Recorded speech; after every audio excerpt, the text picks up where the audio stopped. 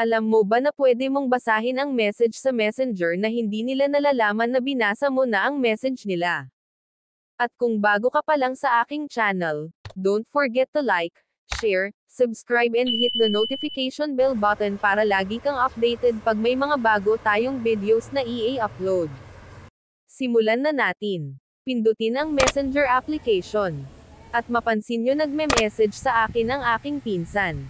E-click natin ang kanyang message. Ayan guys ang kanyang message.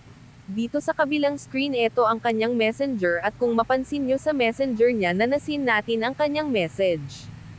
So paano nga ba natin basahin message ng ating kachat na hindi nila nalalaman?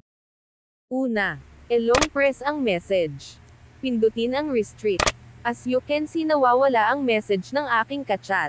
At para makita natin ang message niya, pindutin ang menu.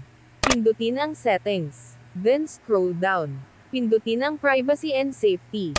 Pindutin ang restricted accounts. Ayan na guys ang ating kachat. As you can see patuloy pa rin siya nagme-message pero sa kanyang messenger hindi ko nasin ang kanyang message.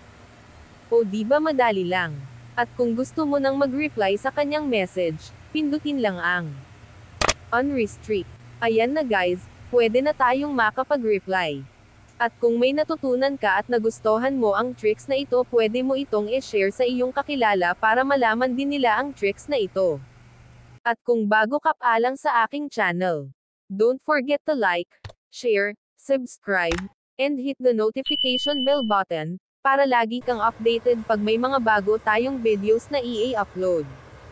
Thank you for watching. God bless. Jesus said, always put God first before anything else. Matthew chapter 6 verse 33.